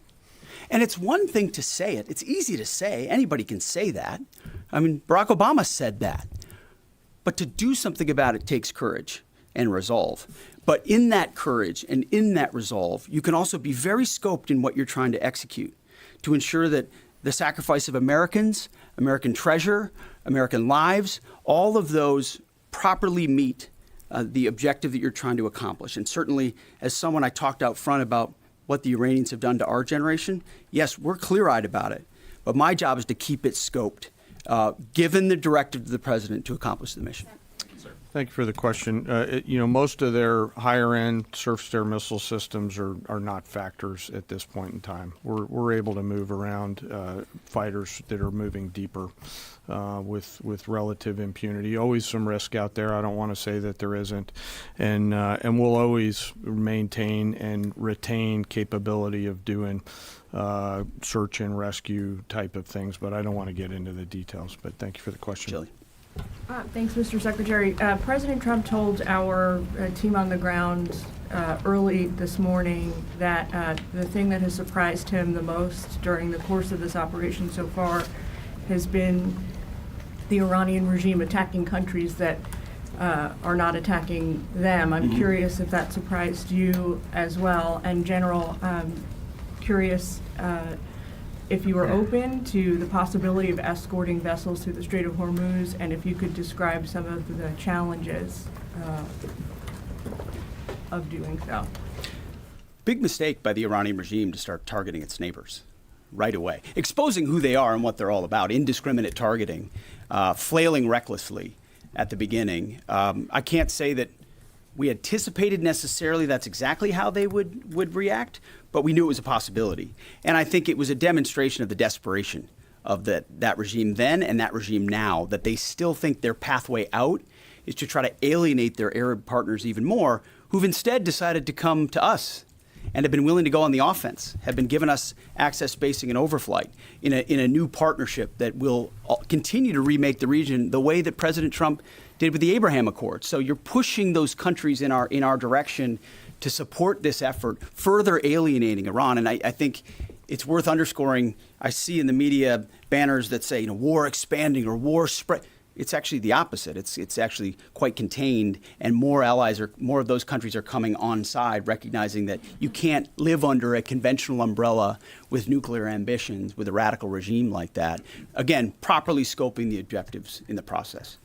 And then you want to talk about the Strait? Sure. On the potential, if tasked to escort, we'll look at the range of options to set the military conditions to be able to do that. And then, like we always do with every potential mission, come to the Secretary and the President with both what are the resources required, what is the command and control required, and what are the risks, and how do we mitigate those risks. So we're looking at a range of options there, and we'll figure out how to solve problems as they come to us. But I would reiterate also to add to what the chairman said, the truth the President posted last night about that, saying if Iran does anything to stop the flow of oil within the Strait of Hormuz, they will be hit by the United States of America 20 times harder than they have been hit thus far. He goes on to say, death, fire, and fury will rain upon them. You've seen the truth and read it. But he takes very seriously the condition of that straits. We have capabilities that no other nation on earth has, and we're certainly working with our energy partners across the administration to control for that. That's part of that scoping of this. The world needs to understand this doesn't have, this isn't intended to be, nor is it something that will expand. We know exactly what we're attempting to achieve here, scoped properly, and the American people can count on that for sure. Thank you so much, Secretary Hegseth. President Trump has long said that he wants to minimize the loss of life in war, which wherever it occurs in whatever country, which so many people obviously appreciate. Can you detail the specific measures the Pentagon is taking to minimize civilian casualties and strikes inside Iran? And secondarily, is the Pentagon prioritizing replenishment of precision-guided munitions, long-ranged strike weapons, or air defense interceptors? And can you share any details on which systems are being prioritized? Yeah, seeing it from the inside every single day, including this, no nation takes more precautions to ensure there's never targeting of civilians than the United States of America. from the boat strikes in the Caribbean, where every single strike is assessed to this campaign here, no nation in the history of warfare has ever attempted in every way possible to avoid civilian casualties. And frankly, that's a point that just isn't appreciated enough. Where things happen that need to be investigated, we will investigate to the question shouted in the back. That it's not open source is not the place to determine what did or did not happen. We take things very, very seriously and investigate them thoroughly, which takes time, and which is why it does take time. But ultimately, unlike Iran, who targets civilians indiscriminately, who we've seen in the intel moving rocket launchers into civilian neighborhoods, near schools, near hospitals, to try to prevent our ability to strike. That's how they operate. And then they set the targeting of drones and missiles toward civilian targets, hospitals, hotels, airports. CENTCOM's been very good about putting that information out. That's how terrorist regimes fight. They target civilians. We do not. And I can tell you this administration and this Pentagon focuses on that very, very closely. Go ahead. You will hold someone accountable if it turns out that that was a US this morning, the Iranian government is saying a lot. They continue to say they're prepared for a long war. If that's the case, what could you tell the American people as far as the steps the Department of War is taking to make sure our troops have the protection and the resources they need as the mission continues?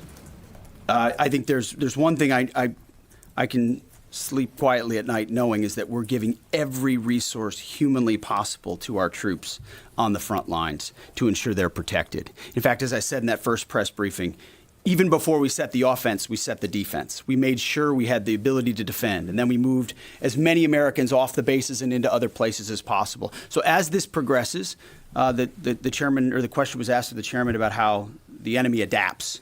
Well, of course, we adapt too in real time. And to watch our warriors iterate on air defense and interdiction, on drones and missiles and how we get after it, it's incredible how they refine the tactics, bring in new assets to find different ways of getting at emerging technologies. So that is one of the things we're laser focused on every day. Yes, we're going on offense more effectively than any country in human history, but we're also ensuring that in every way possible we're defending the best Americans we have who wear our uniform, no doubt. Let's do one more. Thanks, Secretary Hegseth. The president has indicated that maybe the operation will wrap up sooner than he thought it was going to. What's the plan once the U.S. stops military action? Will the U.S. play a role in the aftermath, or will they leave Iran to sort it out? Ultimately, the aftermath is going to be in America's interests, our interests. We won't live under a nuclear blackmail scenario of conventional missiles that can target our people, which is why the objectives have been scoped from the beginning. Missiles, missile production, a defense industrial base, Navy, all in service of ensuring they don't have nuclear power projection capabilities. That's what matters to President Trump. That's what matters to the American people. And ultimately, that's why we're so laser focused on ensuring those objectives and those objectives alone are met. Thank you. I appreciate it. Thank you. And of course, we were just watching Pete Hegseth, Secretary of War, as well as the Chairman of the Joint Chiefs, Dan Kane. They gave an update on day 10 of the war. They reiterated the three main objectives of the war: destroy the missiles in the drone capacity, strike and decimate the Navy, and then attack Iran's military industrial base so that it doesn't have the opportunity to replenish. In terms of numbers, they said from the peak of Iran's response, ballistic missile fire down 90% from its peak, and drone strikes down 83%. They also gave some pretty interesting anecdotes about what they're seeing on the ground as they go through this operation. Yeah, very fascinating insights into the operation of the American military, and some really touching moments there, as well as tributes to the two named fallen soldiers, right. And our gratitude as well to them and their sacrifice. It was so moving to hear the story of the young man's dream to serve the country, and just hear that detail. And all of this, while it is so epic, really comes down to some very personal moments for everyone involved all the way along. So just really, really nice to have some of those insights, and also see the presence of faith there. Secretary Hegseth right. At the beginning, quoting from the Bible, and also just showing faith in the operation itself as well as in God. Yeah, absolutely. The Secretary of War very much stating that all of their work is to serve and provide the president with the information that he needs so that he can set the tempo of the war, as well as the chairman really highlighting what it's like to be on one of those aircraft carriers. He said the majority of what he called the yellow shirts who orchestrate the sending off and the receiving of the fighter jets, he said that they're mostly in their young 20s, and he described it as organized chaos, and really had a lot of admiration for the young spirit of those serving. But at least through the turmoil and what it will take to reach victory, Secretary Hegseth was adamant that this is not a forever war. So that's right. We will certainly be hearing more from them and getting further updates. That's right. And joining us now with some reactions to the Pentagon press conference is Shayan Sami. He's a national security analyst as well as a Middle East analyst. Thank you for joining us today, Shayan. What are your thoughts on the press conference that we just watched? Good morning, Carrie. Good morning, Steph. And thank you for having me on your program.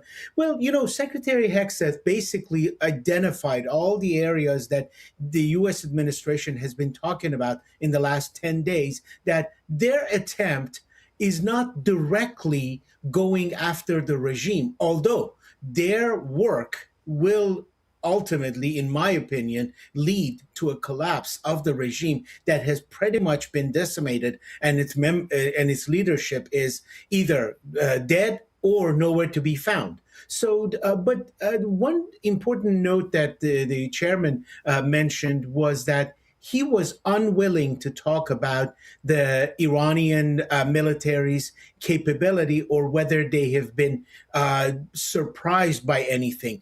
That tells me that the war, at least from the prosecution by the United States side, is going pretty much as planned.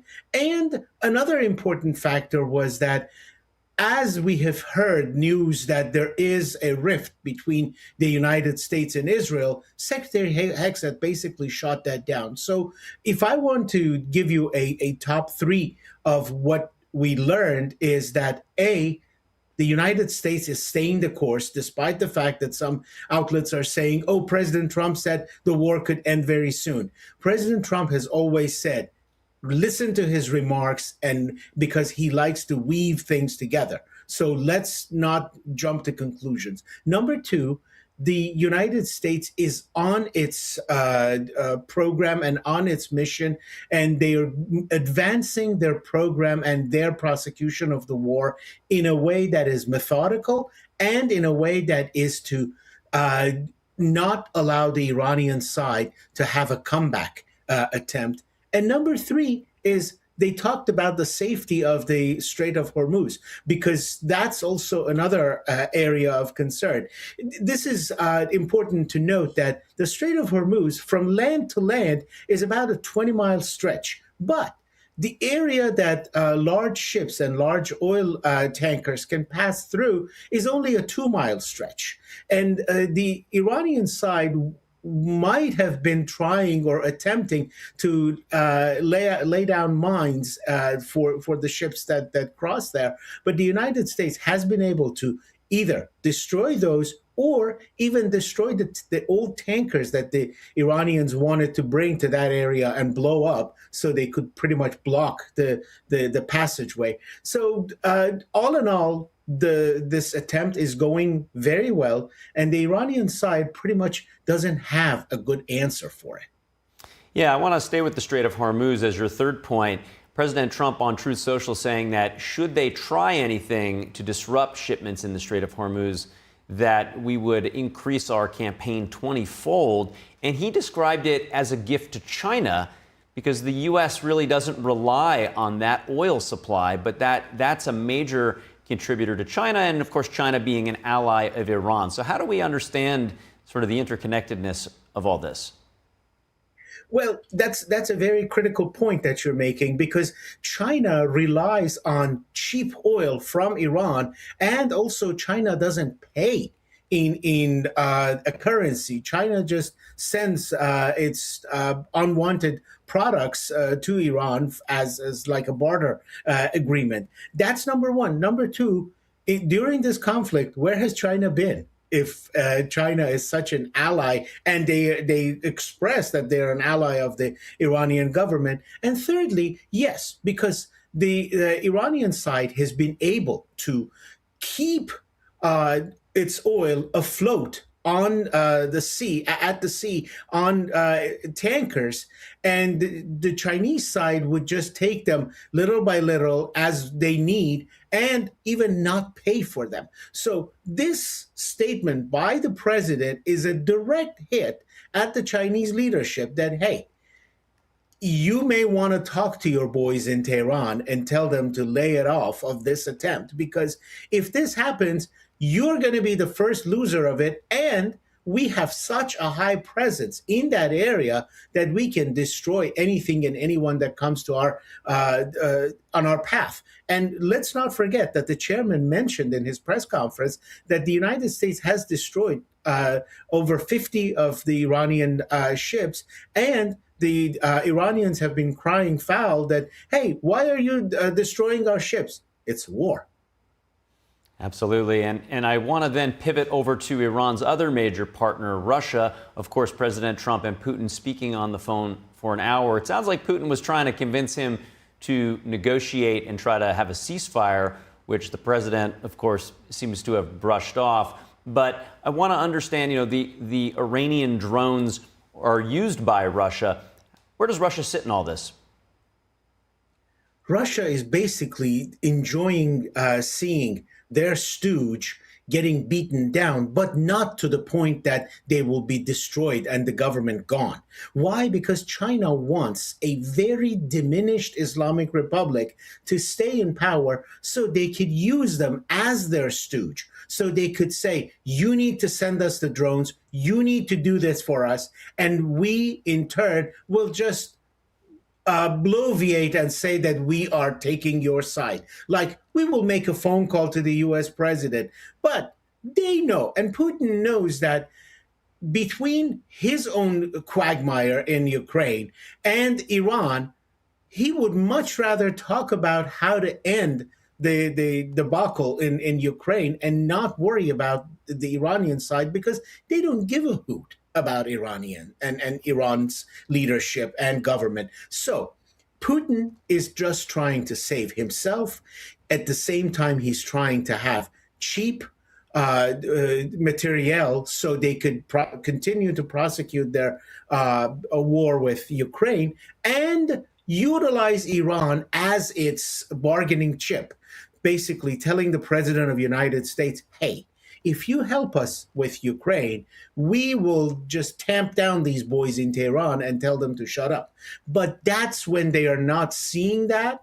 The Russian side also is just playing both sides and just trying to stay on President Trump's good side just enough so they do not get him riled up, because they know if Trump is mad at them, then all hell breaks loose.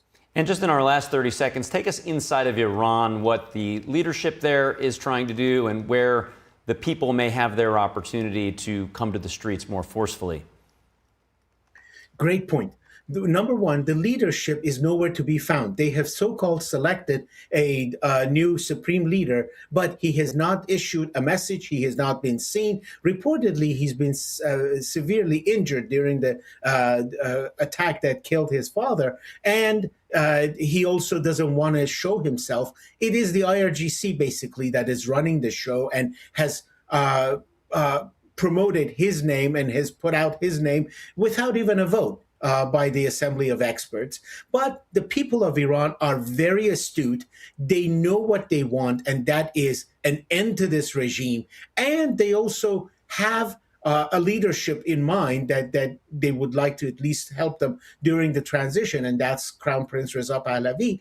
And they know that they will have to wait and listen for the President of the United States to tell them when it is a good time to come out to the streets. President Trump, at the beginning of this intervention, stated that we will notify you. It is not safe to come to the streets now. So people of Iran are astute. They are listening and they are adhering to all the information that they're receiving, not just from the president, but from CENTCOM and the press conferences by Secretary Hegseth and the chairman. And they will come out and topple this regime once and for all.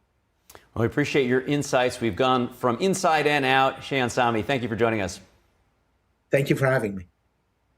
Yeah, some great insights there and some very interesting parallels with Iran and China, also with Russia. But looking at China, Rod Martin on NTD recently likened weaponized religious authoritarian rule to socialist rule, which I found fascinating. And also, of course, China is certainly watching Operation Epic Fury very closely. But the Iran war is also having a major effect on the world's oil supply. That's right. President Trump is warning Iran not to block those oil shipments through the Strait of Hormuz, or the risk being struck even harder. Here's more on that. President Trump is warning Iran not to interfere with global oil shipments through the Strait of Hormuz as the Iran war continues. Trump telling the press yesterday the U.S. will respond forcefully if Tehran tries to block the key shipping route.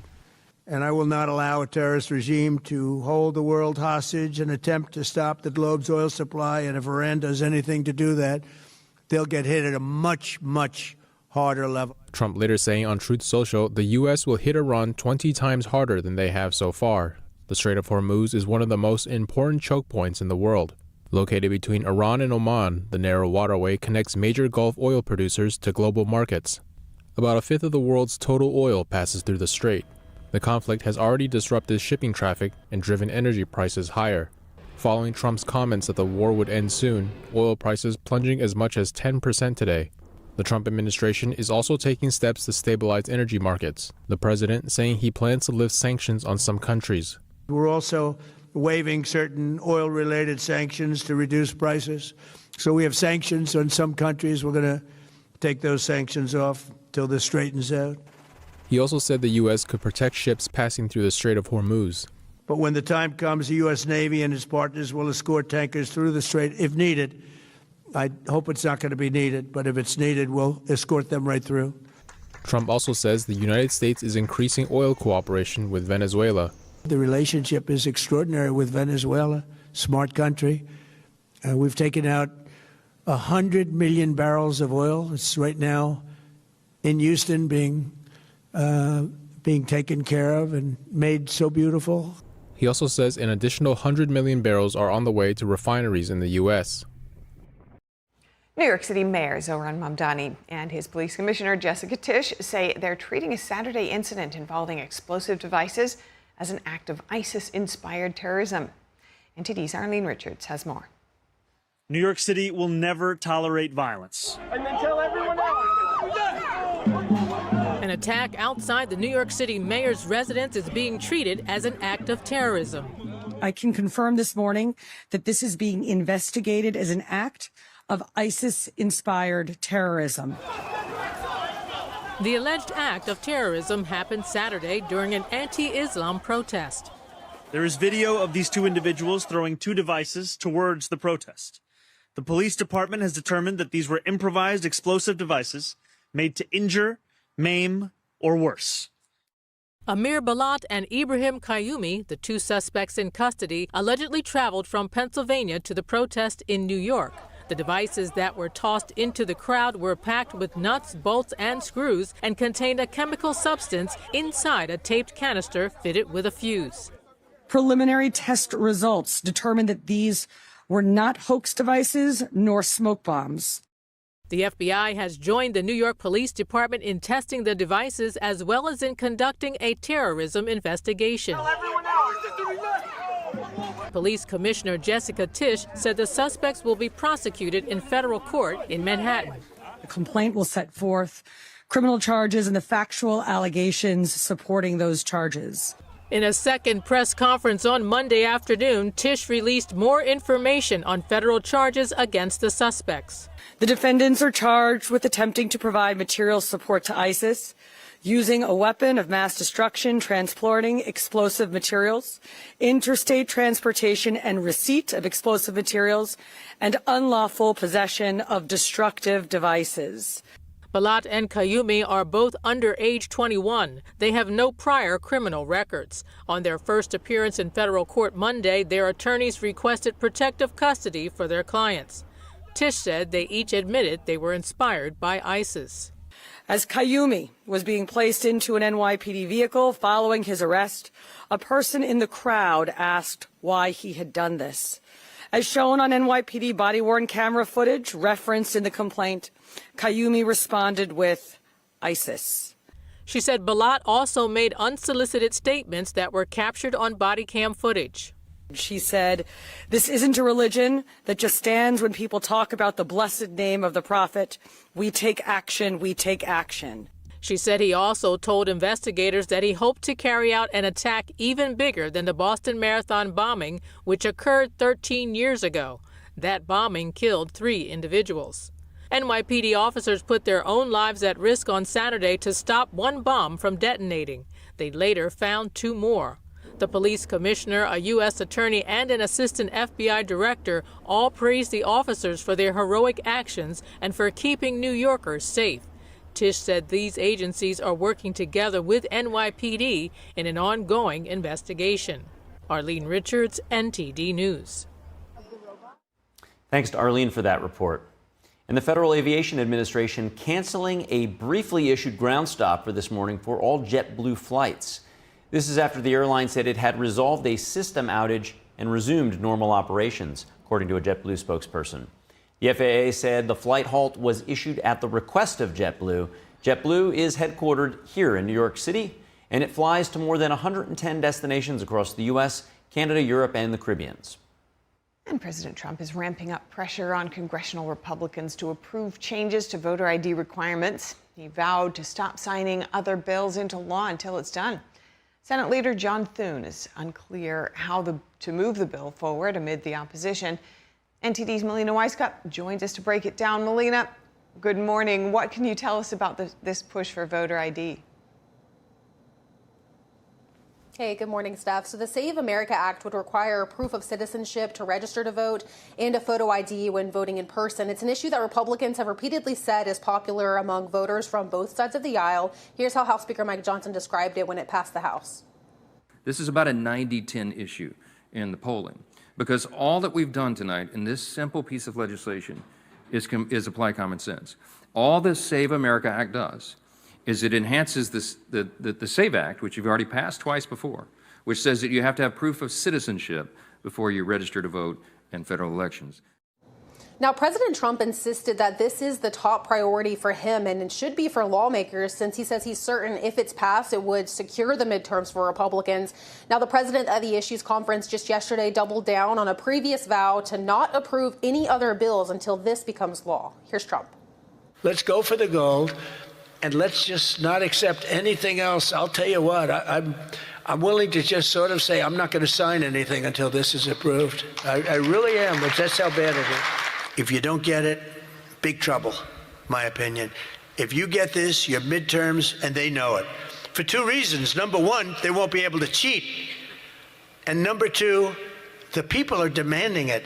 And Steph, he wants to pass this with a couple of other issues, a measure that would make it illegal for men to join women's sports. He wants to add that onto this agenda, as well as a measure to stop what he described as transgender mutilation surgery for children. Steph? So, Melina, the Save America Act already passed the House a month ago, but it's been stalled in the Senate for quite some time. What's the holdup, and is there a path forward? Well, theoretically, there is a path forward despite the Democrat opposition, which has so far what caused the bill to stall in the Senate. But it could get tricky because it would force senators to use the floor in a way that they don't usually conduct business. It would either require senators to nuke the 60-vote filibuster, which is what requires Democrat support for most legislation in the current makeup of the Senate. But this is unlikely to get the Republican support needed, and that's why Senate Majority Leader John Thune said this is simply not an option. Here's Thune. There aren't anywhere close to the votes, not even close. to nuking the filibuster. And so that idea is something, although it continues to be put out there, is something that doesn't have a future. So is there another way of getting there? We'll see. But there is another way to do this that's been pushed by President Trump as well as several senators. Senator Mike Lee is actually the leading force here. He's pushing for something called a talking filibuster. That would look like unlimited floor debate instead of the usual 30-hour debate window that's provided for most legislation. So it would require Democrats to hold the floor for as long as it takes for debate to wind down before a vote. If Republicans are able to outlast Democrats with that floor debate, they would be able to pass this with a simple majority without any Democrat support. This idea has gotten a lot of steam online, but Senate Majority Leader John Thune just yesterday dismissed the online push as a product of a paid influencer ecosystem. Senator Mike Lee last night pushed back on that idea. Over the last few months, tens of millions of Americans have jumped on the cause of supporting the Save America Act and using the talking filibuster to advance it. I regret that some in Washington tonight are dismissing all those who feel this way and who have weighed in as somehow paid influencers or the product of paid influencers. This is wrong. Senate Leader John Thune insists that the result of a talking filibuster would be unclear, but he says he's still working with the conference on how to move forward here. Steph. All right, Melina Weiskup, thank you so much for the update. And voters in Georgia's 14th congressional district are heading to the polls today to choose a replacement for Marjorie Taylor Greene. The race could affect the balance of power in the House of Representatives. A large field of candidates is competing in the special election, down from 22 to 17. All candidates appearing on the same ballot, regardless of party affiliation. Among the leading Republican contenders is State District Attorney Clay Fuller. He has the endorsement of President Trump. Among the Democrats is retired Army Brigadier General Sean Harris, who ran against Greene in 2024.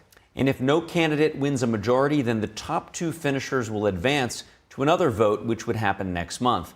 Greene resigned from her seat in January following a public fallout with President Trump. And that is all the time we have for today, so we're going to have to end it here. But if you have any feedback on the show or there's a story you would like to see us cover, please send us an email at goodmorning@ntd.com. We'd love your feedback. And for round-the-clock original news coverage, watch us live at ntd.com/live or download our NTD app. I'm Stephanie Cox. I'm Carrie Dunst. Have a great day.